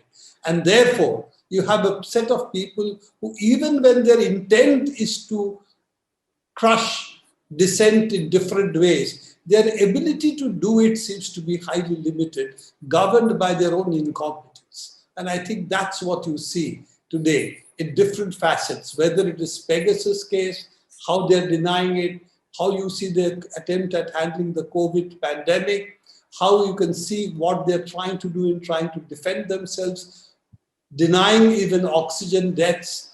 All of these things, I think, show the degree of competence and their alienation from the people are growing. And this is, I think, something which is to the good for all of us who value democracy in India. So Siddharth, this question I think should go to you, is that why doesn't the Hindi media speak about the issues in South India? Why don't the media interview South Indian leaders and speak about their performance? So basically the North Indian bias, that's the first question. And the second question is that how important is digital literacy at the ground level to shield the population from cyber weapons? So Prabir, let's talk about the North-South bias. I mean, there's this constant feeling which many of us have that there's an extraordinary focus on the North and the West even in national coverage. So it's not just the South which is discriminated. I would add to that and say even the East is discriminated. Yeah, particularly the Northeast, unless we have violence as the news. Of course, then it can be covered. Otherwise, it's not considered mainstream.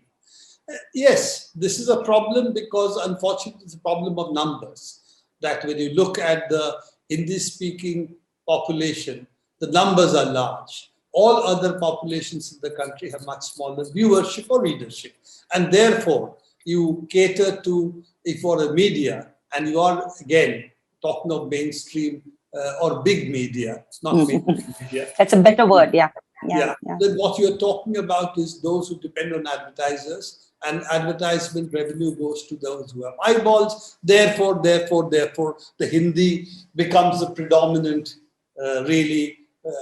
means of communication for North India. And of course, the viewership comes really from the North. Therefore, all other media, only Tamil media stands out. Kerala's Malayalam media stands out. They stand out in their own right. But they are not part of, quote unquote, the national media that is there. Even if it is English, it is not national media. That's the unfortunate part that we have. And yes, this is something, parochialism of the regions we have to think about, but South cannot do without North. North feels it can do without everybody else. That is something that we need to break into. It's the insularity of the Hindi heartland that we have to break into. That is one part of it. You asked me what is to protect against Pegasus like software. And how do you create a general people the literacy? Yeah, if you can protect yourself, we can make people literate about it. But the point that the person in the Amnesty's lab was looking at all of this said, at the moment, nothing. So it is not from our side we can stop this. It has to be stopped from the side of the nation states. It's not me saying it. It's the chief CEO of Microsoft, I think Brad Smith, who said, along with a whole bunch of other CEOs, when in 2017, when the NSA's whole toolkit, cyber weapon toolkit was dumped on the internet, billions of lines of code. And then it leaked out because anybody could download it. And then it started appearing as ransomware. Just 3 months, 4 months after that, NotPetya and this kind of ransomware, which still infests the internet today. Now that showed that if a nation state develops this kind of software, then the quality of that software is such, it's very difficult to protect yourself against it, because the resources of 2,000, 3,000, 5,000 of the best digital programming people in the world who are then doing it. It's not a bunch of criminals sitting in some dark corner in one room. Now that kind of software, which is weaponized software, if that is released in the world, this is a problem. And what Brad Smith was saying, if nation states do it, it will leak. It is impossible for such software not to leak, and we know that it leaked. Not only once, but multiple times. So this is what this, as I said, the capitalist bosses of the digital world said, we need a Geneva Convention, like chemical weapons and biological weapons, something that Russians and the Chinese have been saying for the last 10, 12 years. The Americans said, because they don't have our capability, therefore they want this. We are more advanced than them. The only thing that one of the great security experts in the United States, Bruce Schneier, said, he said, offensive is much easier. Defending is much more difficult. Therefore, everybody should eschew offense. So I think this is something the world has to come down to. Individually, you, me, even the most literate digital activists are saying they don't see how they can protect themselves unless you live a completely different life, which no activist, no normal citizen can. So that's the unfortunate part. It is something that we have to fight for, not for digital literacy. Yes, there are some things you can do against bumbling police in your corner police station. But if it is the agencies that we are talking about, even in India, who have now all the NSO and other Israeli software available, it's very difficult to fight against that, is what the Amnesty expert said. And I have to, accept his wisdom is more than mine. I think this is slightly a repeat, but I still raise it based Subhashri Mohapatra's question, that how important is overall digital literacy at the ground level to be able to understand the import. I think that's a point you also raised about what this cyber weaponry means, what this kind of attack means, so that the outrage is much higher. Yeah, I think that is one part of it. How do we make all this easily understandable to the people? And the second part of it is for the digital literacy. The most important part is don't believe that Facebook is telling you the truth. Don't believe just because you see WhatsApp a picture which said this is what's happening to somebody over here. Don't believe that. Check, verify before you pass it on to anybody else. Don't like and pass things like this without verification. And I think that's the far bigger challenge for us, because we have seen in the riots, Muzaffarnagar riots, what role WhatsApp played. WhatsApp has played this role against the Rohingyas in Burma. So we have a well-recognized history of what social media platforms are doing, including the attack on the Capitol Hill in the United States. So you have, it's not limited to what we think as literacy and so on. These were quote unquote educated people. So we are really talking about consciousness and as being distinct from literacy. And what we need is digital critical awareness and consciousness, not just literacy. Literacy, unfortunately, they are digitally literate, and that is not proving to be enough.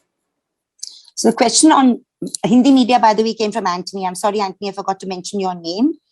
And there's a it's a question that comes almost in every discussion. First, kudos to both the Wire and NewsClick for independent coverage. VM is saying this. But what bothers me is the inability of the political opposition to challenge the constituency these independent media address. You need politicians to amplify media and act on the reporting. But the opposition is driven by egos and frailties of regional politicians and dynasty scions.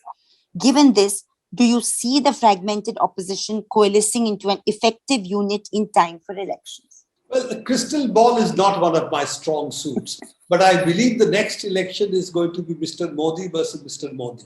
And those who remember 1977, and I do because I spent a year as Mrs. Gandhi's guest in Tihar and Agra. So I remember that election. That was an election where the opposition were organized, they had a cohesive voice, and they had coalesced into some really an effective opposition.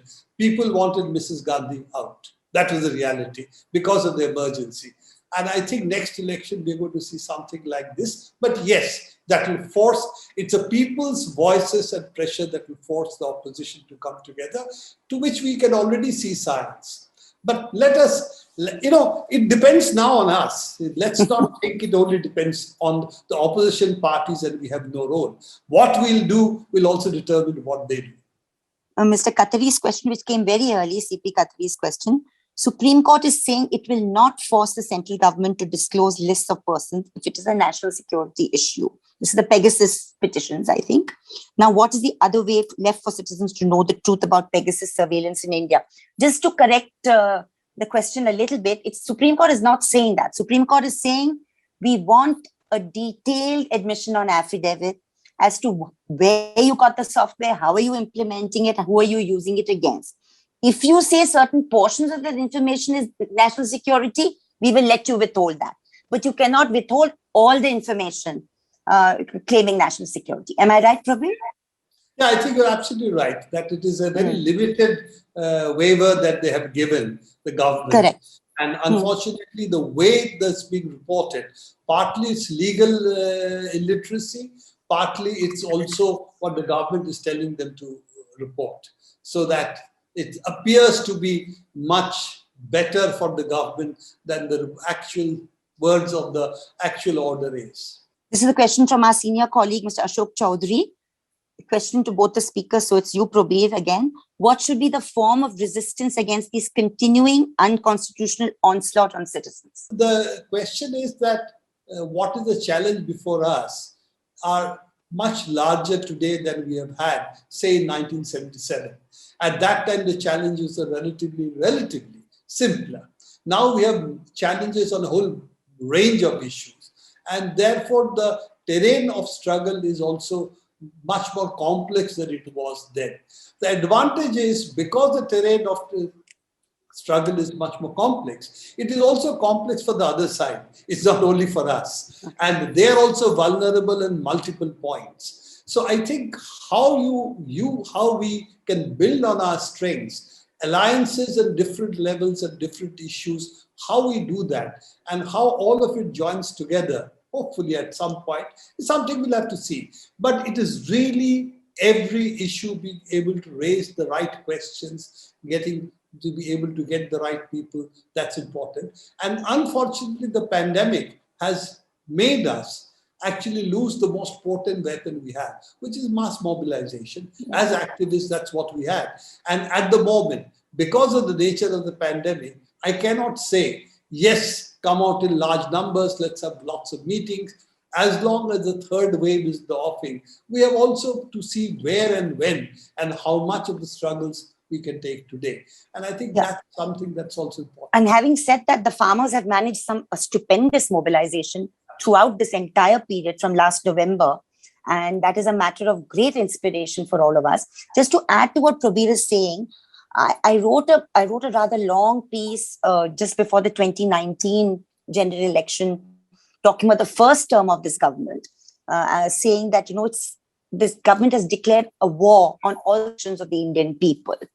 And I think this is something important to remember, just to put it a little differently and amplify what Prabir said, that there is no aspect of Indian economic, social, or political life that this government is not directly attacking anti-democratically. Misusing Parliament, trying to pass many bills like money bills, treasury bills, so that you don't have to refer them to joint parliamentary committees. You don't have to have any opposition input on those pieces of legislation. So it is actually steamrolling democracy at every level. And as the CPM General Secretary said, that Parliament is actually being used to dismantle the Constitution brick by brick. So it is this challenge for us, that instead of feeling helpless and frustrated, we need to see that where are the resistances to these different assaults. So if the workers are putting up a brilliant response to the fact that, 44 laws have been coalesced into one wretched or 10 wretched labor codes, which actually takes away labor rights which have been won over 125, 150 years. And the entire essentials of dignified work relations is sought to be snatched away. Then I think the rest of us who are also being attacked, whether it's journalists, civil society, human rights activists, need to stand up for that. Just as we need to stand up for the farmers and vice versa. If, with my association with the All India Union of Forest Working People, I know that Adivasis and traditional forest dwellers, the entire rights won under the Forest Rights Act of 2006 is sought to be undermined by the Environment Protection Policy Document of 2020, the mining amendments in the mining law 2015, the national highways, so that you were given one law because you had no choice in 2006. Indian Parliament was a hard-fought battle for that law. And that time unions came together with Adivasis and forest dwellers to get that law. The left played a huge role, the CPIM and CPI. Today, you want to undermine the very application of that law, which is the recognition of rights law. Claims are being filed by Adivasis and forest dwellers, but you don't want to give them, saying that this land can't be given, that land can be. So we need to understand that Indian democracy at 75 years is a project in the making. We are not fully democratic yet, either in terms of the laws we have or in terms of the application of the laws in terms of the population. I mean, we have Article 13 of the Constitution and Article 74, which Justice Krishna wrote about when he was sitting in the Supreme Court, that this sections enjoined on Parliament to repeal those laws which were anti-constitutional. Yet, the Forest Rights Act of 27 not repealed, land acquisition law only changed finally in 2013, which is now being undermined by state laws. Sedition, still there in the statute book. Worst of all, UAPA being brought into normal criminal law. Earlier, you had TADA, POTA, etc., which were kind of limited period counter-terror laws. Those are now being brought into permanent criminal law by the UAPA amendments of 2004, 2008, 2014. So, the assault is at various levels. It's a pushback to the further democratization of our society and state, and therefore it's a huge challenge. But I don't think we can afford to be paralyzed and helpless. If we educate ourselves about the different sections who are under attack and build conscious alliances, so that not just when our interests are hit do we speak up, but when all the various sections who are hit we speak up, then I think the real democratic, and even then your political class, which we feel frustrated about today, the opposition, will be compelled to listen.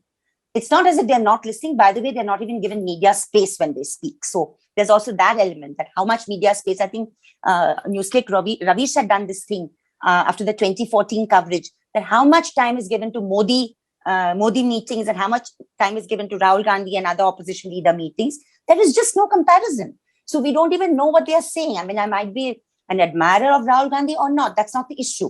But I don't even know what the man is consistently saying because he's not allowed to reach me. It's a concerted corporate political design. So I think all of this needs to be looked at, and we need to figure out how do we source this information? How do we share it, given the fact that finance, capital, etc. is against us? But I don't think it's hopeless. I think it's only in the exploration of these resistances that we can take ourselves forward. Right, Prabir?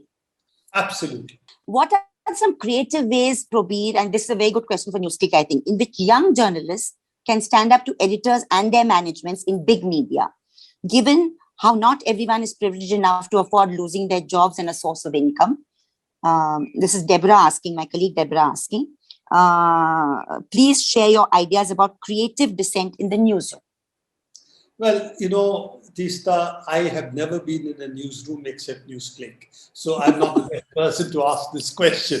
Siddharth, unfortunately, is not here. You have a better feel of this. Yeah. The only thing I would respond to is that creativity is there in any place you belong to. And how to fight creatively is something that we have to now think of doing. And imagination is something, is what must substitute for, what shall I say, what the censorship that is there on us in different ways. Censorship is not just the government censorship, it's censorship in the newsroom, censorship at the editorial level, what kind of stories will pass, what will not pass. How you fight within that, I think, is a battle that everyone in every organization, people have to fight differently. But yes, I think our challenge is to be more imaginative and more intelligent than them.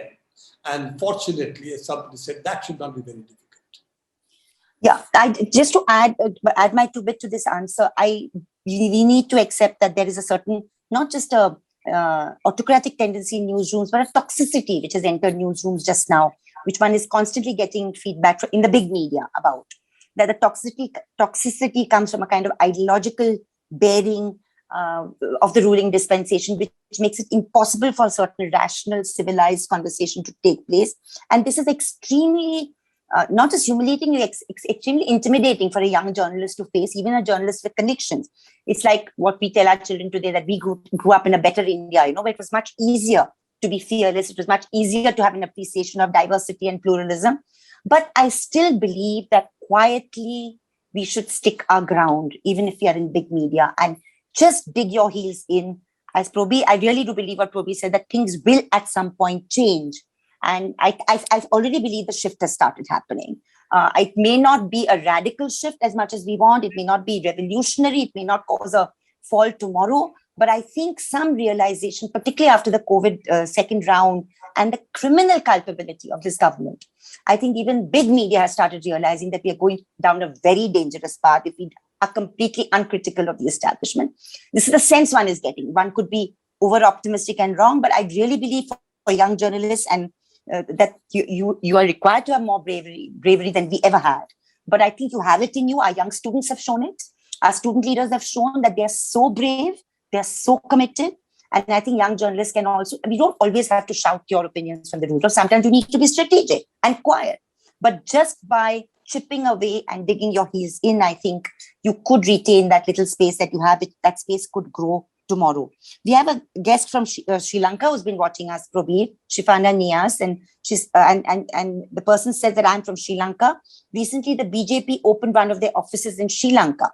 So the hate is not anymore just an internal India matter. Before I give it to Prabir, I'm sure you know that whether it's the US, whether it's the United Kingdom, whether it is Fiji, whether it's other states, we have an importing of a foreign brand of Hindutva been coming to us for some time, ever since money was paid for even the Shilanyas in Ayodhya. Prabir. Yeah, I think that, yes, it's unfortunate that Indian influence, which earlier was something which we could have been proud of. It was for non-alignment, decolonization, building newly independent nations, how to build them, how to bring knowledge and do it cooperatively, friendship between countries, not on the basis of the big brother, but on the basis of solidarity. I think now we are getting into this kind of, what shall we say, toxic politics, in which a very sectional view then becomes, in alliance with the United States, really the big brother in the world, then becomes the way to go forward. And it does not recognize that countries and how countries have to stand in solidarity, how it's not a zero-sum game internationally, but how we have to fight things, challenges together. I think that is something this government is not aware of, and unfortunately, the ruling dispensation, the ruling party, has never been aware of. When I was, as I said, in Mrs. Gandhi's guest, as I was Mrs. Gandhi's guest, I had the occasion to meet a number of the RSS, BJP, Jansangh in those days leaders. And they had a very simple view of the world. They said, you see, we are against Muslims and communists, with the Jews and the Christians. Now that is the world view with which you are entering the 20th century and now the 21st century, which was against colonialism. This is what the colonial empires had done to us, to everybody. And against that, you were thinking of how to align with the British, how to align with the Americans, thinking that was your way to salvation as a country. Now, if that is so, then we can understand what the views that they carry in Sri Lanka when they open an office, or what they do in the United States, when they again have a number of offices and are quite powerful in the NRI community over there. How does one double check whether a Facebook or WhatsApp message is genuine or fake? This is we get this all the time. And the second question from Sharmila also, that are there other softwares like Pegasus which can pry into our lives? Yes, unfortunately, other software does exist. For computers, there's a whole different class of software which does exactly what Pegasus does. It is also created by, Israelis are not the only ones who are doing it, by the way. It's being done. It was the best example of this really came from NSA and CIA. They are the biggies. Masters. The masters. But they can't use it and they're not allowed to sell it. So therefore, this is what they were doing through NSO and other organizations, really Israeli intelligence agency. They were spying on their own people and doing things which they're officially not allowed to do. And the only payback that this thing that Israelis got out of it was that they were allowed to sell it to others, which is what they have done. So, by the way, there's also other such spyware in the world which are being sold, but they're relatively more strictly controlled and they're sold among allies. That's really the way it goes at the moment. This is being widely sold as a part of Israel's foreign policy. So that's where it becomes really dangerous, because it's very much a part of Israel's foreign policy against various countries and various groups, because they also get the information, though they deny it. But they get the information. In fact, they can get all the information and probably more. And that is where Indian security is actually also threatened, because we are handing over sensitive national information then to NSO and the Israeli intelligence. Now, these are all open secret. I'm not saying anything which is not known, but it is sort of blankly denied by various agencies. Two last questions, one for you and one for me, I think. That's how they've been put. What will be the anti-Muslim stand of the BJP government in the context of the Taliban at the helm in Afghanistan? You see, at the moment, I will hesitate to say what is involved, because the government of India has, by hitching its wagon completely to the American policy, got completely blindsided. They have made big investments in Afghanistan. They decided Americans are going to be there for a long time. And now with this precipitate withdrawal of the Americans, they don't really have any now future policy which they have already planned or thought out in Afghanistan. We also don't have the ability to intervene directly because we don't have a border with Afghanistan. So Iran is no longer in at least thinking about Afghanistan together with us. Remember when the Northern Alliance was being supported by India, let's be very open about it. Ambassador Muthukumar has written about it.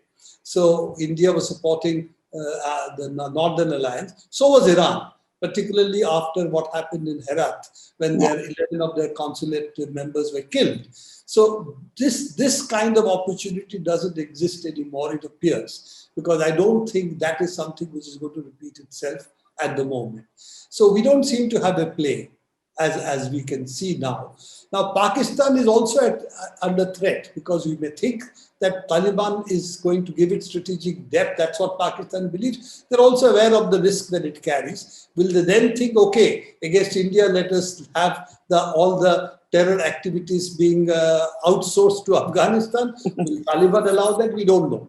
But Taliban is a toxic force. There's no question. Yeah. But will the toxicity affect other countries in the outside the Taliban's Afghanistan borders? We have to see. But it is also true Taliban realizes that without the support or at least working relationship with countries outside Afghanistan, they cannot run Afghanistan anymore, given the crisis which they are facing. So let us hope for the best. Let's hope good sense dawns on Pakistan, India, and the Taliban, and we don't get a repeat of what we have seen earlier happening. But three sets of people getting wise, that's a tough call. I just want to add to that, because I think that you have also wanted to ask whether it will affect the Muslims here with the kind of rhetoric that is being used. And in response to that, I just want to mention that I was on a Marathi channel a few days back on this subject, and they were showing me the WhatsApp groups that are going around in Maharashtra and in UP. And of course, the toxicity has started. It's unfortunate, but it has started. We already see the Chief Minister of Uttar Pradesh in the assembly, which was just a 3-day session, by the way. They were only allowed to sit for 3 days. So important policy issues were all crammed into 3 days, which is the kind of BJP hallmark. I think Narendra Modi began that in Gujarat by sitting for 17 days in a whole year. And the former Vice President Hamid Ansari had flagged this issue, that you're killing democracy procedurally by simply not having sessions of the assembly to discuss policy issues. So the Chief Minister of UP actually said that, just to divert even his misgovernance and his state's misgovernance on a host of issues, but particularly COVID-19, that, any leader who kind of talks in support of the Taliban, etc., and already criminal cases have been filed against some leader. So the issue is, it will certainly be attempted by those fringe groups and even the mainstream, because they're looking for any excuse to peddle hate, because they believe hate is the only thing they have left. I believe, because I think the Modi magic mantra of the Gujarat model, I think even corporate India is now seeing through it. Many of us were trying to say from 2009 onwards, when vibrant Gujarat summits were happening, many of us were trying to tell the well-known news anchors who are friends of ours that, apart from debating 2002, please also debate the so-called Gujarat model. Because we are there, we are in Gujarat on the ground, and we can see that it's a kind of jobless growth. It's a kind of high concentration of capital. Professor Atul Sood's book had come out, Poverty Amidst Plenty, JNU professor. But this was not debated nationally because the corporate big media channels had decided this is the way to go. And therefore, it was corporate India, mind you, that projected Modi as the prime minister for the first time.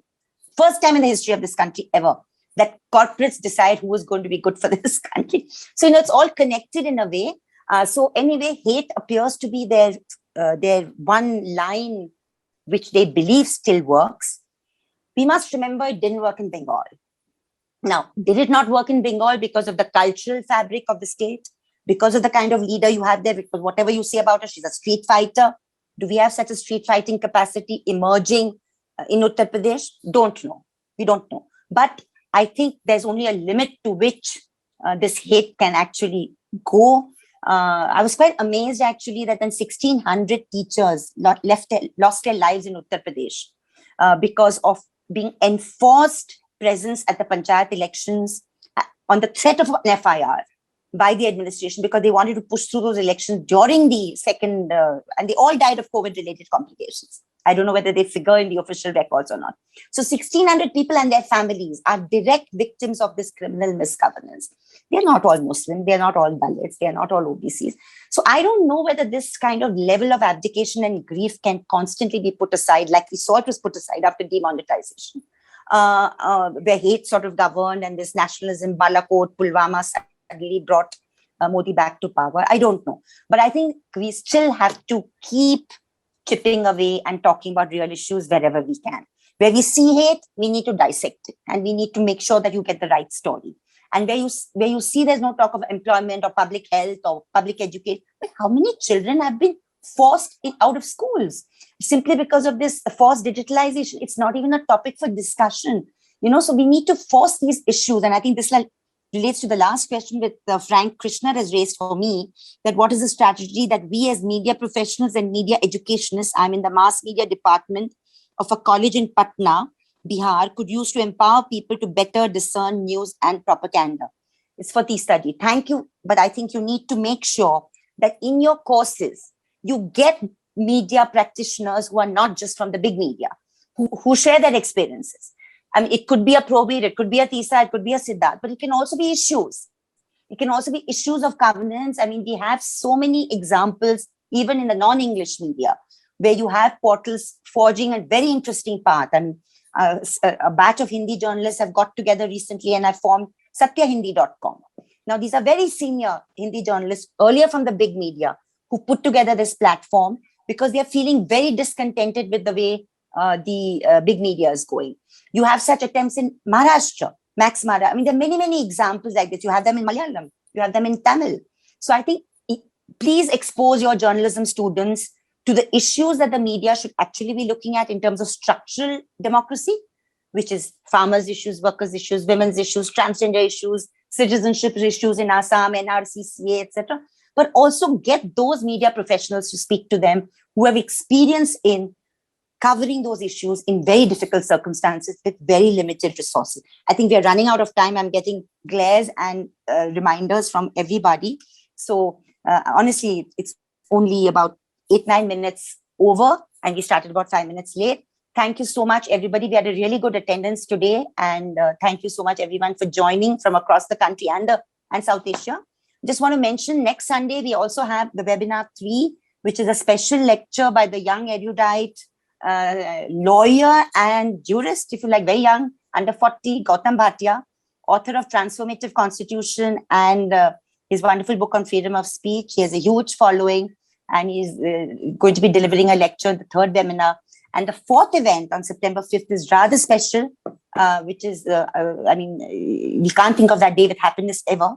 And I particularly want to acknowledge not just other members of the Gauri Memorial Trust who are present here today, but Kavita Lankesh, Indra Amma, and Isha, who are also watching.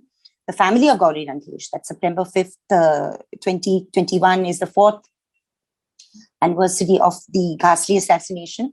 But we have a rather special webinar that day where we thought that given Gauri's amazing capacity and heart to link up to much younger people and young leaders and share spaces and mentorship with them, we have Asif Tanha, Iqbal Tanha, Devangana, Kalita and Natasha Narwal who will be together there in a kind of a tribute conversation in the beginning, and after which we have a lecture by none less than our very, very solid human rights advocate and friend, Mihir Desai, on the UAPA. That's on 5th September. So please do join us on those evenings as well. And Prabir, I can't thank you enough for making this conversation really meaningful and enjoyable. Always one learns from so many things that you have to say.